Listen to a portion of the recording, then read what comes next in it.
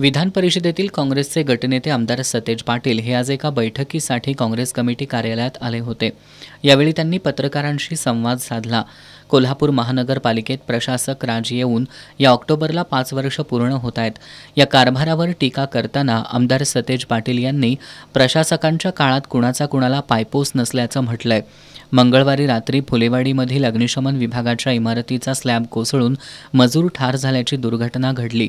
या कामाचं टेंडर कुणाच्या दबावाखाली देण्यात आलंय का हे सत्य जनतेसमोर आलं पाहिजे अशी मागणी त्यांनी केली। याबाबत महापालिकेच्या आयुक्त के मंजुलक्ष्मी यांनी चौकशीचे आदेश दिले असले तरी या चौकशीमध्ये कुणालाही क्लीन चिट दिली जाऊ नये असं आमदार सतेज पाटील यांनी सांगितलं। या ऑक्टोबरला 5 वर्ष पूर्ण होतील महापालिकेवर प्रशासक आहे। एकही नगरसेवक त्यामध्ये नाही आहे। प्रशासकांचा कारभार त्या ठिकाणी चालू आहे। मला वाटते जे प्रशासक आता आहेत त्यांनी थोडं बाहेर पडावं। जे टेंडर देत आहेत दबावाखाली टेंडर तुम्ही दिलं का, प्रशासकांनी चौकशी त्या ठिकाणी केली पाहिजे। प्रभाग रचना कशा महापालिकेला झालेल्या आहेत ते आम्ही बघितलेलं आहे। किती दबाव होता आणि दबावातनं झालेले आहेत। आता IAS अधिकारी सुद्धा दबाव शासनाचा घ्यायला लागले, ते वाईट आहे। आणि म्हणून हे टेंडर देताना किती बिलवलं गेलं, किती क्वालिटीचं होतं याची चौकशी करणार का? या टेंडरसाठी कुणाचे फोन आले होते, सिटी इंजिनियरना कुणाचे फोन आले होते का? ह्याच माणसाला मिळावं म्हणून सांगण्यात आलं होतं का? आणि मग क्वालिटीची जबाबदारी कुणावर?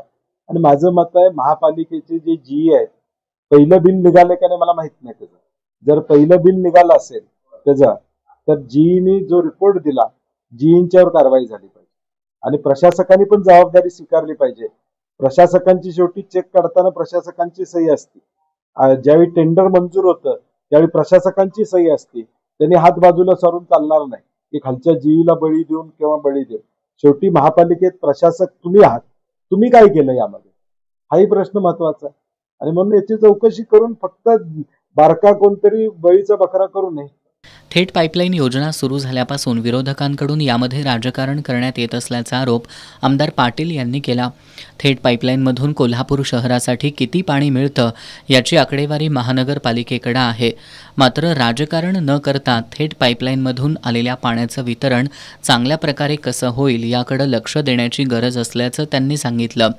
कोल्हापूर शहरात गेल्या 5 वर्षांपासून प्रशासक राज आहे। ज्यांना शहरात टाक्या उभा करण्याचं कॉन्ट्रॅक्ट दिलं त्यांनी ते काम केलेलं नाही। त्या बदल्यात त्यांना 23 कोटीचा दंड लावण्यात आलाय। असं असताना विनाकारण आरोप करणं चुकीचं आहे। कॉन्ट्रॅक्टर खाडे यांनी दंड माफ व्हावा यासाठी राज्य सरकारकडे मागणी केली असल्याचं आमदार सतेज पाटील यांनी स्पष्ट केलं।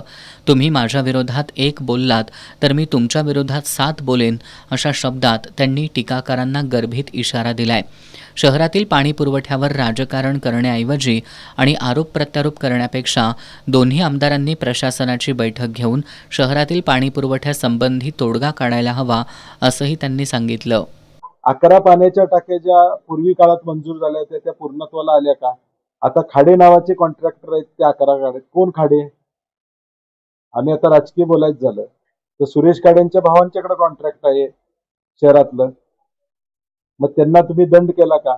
महापालिकेने जो दंड त्यांच्यावर लावला होता तो महाराष्ट्र शासनाने माफ केला का?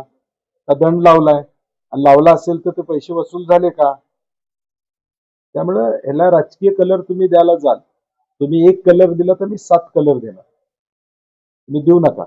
काय करायचं ते सांगा, काय कसं त्याला सुधारणा करायचं ते त्या ठिकाणी सांगा आणि त्या प्रशासकांनी केल्या पाहिजे असं मत आहे। वितरणाची व्यवस्था, पाणी थेट पाईपलाईन मधून पाणी येतंय, वितरणात तुमच्या त्रुटी आहेत त्या सुधारण्याचं काम प्रशासनाने केलं पाहिजे। शहरातल्या 2 आमदारांनी बसून अधिकाऱ्यांच्या बैठका घेतल्या पाहिजेत आणि त्यांच्यावर बसून वितरण व्यवस्थेत काय अडचण आहे ती माहिती घेतली पाहिजे आणि ती सुधारली पाहिजे। 100 कोटीचे रस्ते कुठं गेले असा सवाल उपस्थित करत आमदार सतेज पाटील यांनी कोल्हापूर उत्तर आणि दक्षिणच्या आमदारांनी रस्त्यांचा दर्जा तपासावा असं आव्हान दिलंय। आमदार राजेश क्षीरसागर यांचं काहीतरी काम राहिलं असेल म्हणून ते अधिकाऱ्यांच्यावर हक्कभंग आणतो म्हणतायत असा टोला सुद्धा आमदार पाटील यांनी लगावला। माझी सरकारमधल्या सत्ताधारी दोन्ही आमदारांना माझं सांगणं आहे, करा कारवाई, करा टेस्ट, COPला द्या गव्हर्नमेंट इंजिनिअरिंग कॉलेजला या 100 कोटीच्या कामाची तपासणी 15 दिवसात अहवाल मागवा आणि 100 कोटीचे रस्ते कुठे गेले याची चौकशी करावी। नुसतं बोलण्यानं हक्कभंग देतो वगैरे असं म्हणण्याला काही अर्थ नाही. कदाचित 1-2 कामं त्यांची राहिली असतील म्हणून त्यांनी केलं असेल. थोडक्यात तंबी होती फक्त. नाही मग काय, हक्कभंग आणावा, पाठवून द्यावा आता लगेच. हक्कभंग कधी पाठवता येतो? अधिवेशन लेट आहे. आता त्यांनी तयार करून हक्कभंग सबमिट करावा विधानसभेमध्ये. फक्त जर ते त्यांची भूमिका स्पष्ट असेल आणि त्यात म्हणावं की कशासाठी मी हक्कभंग आणतो, म्हणजे शहरातल्या रस्त्यांसाठी, शहरातल्या खड्ड्यांसाठी, शहरातल्या चुकीच्या सगळ्या गोष्टी घडतायत. आता तर आमचं तर अधिकाऱ्यांनी कोणी ऐकायचा विषयच नाही. म्हणजे आम्ही विरोधी पक्षात आहोत, आमचा दबाव, आमचा ऐकायचा विषय नाही. कचऱ्याच्या टेंडरमध्ये असू दे किंवा या सगळ्या गोष्टीत असू दे, नेमकं काय चाललंय आणि कुणाच्या इशाऱ्यावरून चाललंय, कुणाच्या ऑफिसमध्ये अधिकारी जाऊन बसतात, हे सगळं आम्हाला माहिती आहे. केशवराव भोसले नाट्यगृहाच्या कामाचा नव्यानं आराखडा बनवण्यात आला होता. त्यामध्ये चुका झाल्याचं निदर्शनाला आलं असून खासदार शाहू महाराज यांनीही केशवराव भोसले नाट्यगृहाच्या पुनर्बांधणीबाबत काही सूचना केल्या होत्या. मात्र त्यांना सुद्धा फसवण्यात आलंय असा आरोपही त्यांनी केला. शहरातील सगळीच कामं दर्जेदार आणि जनतेच्या हिताची झाली पाहिजेत अशी अपेक्षाही आमदार सतेज पाटील यांनी व्यक्त केली.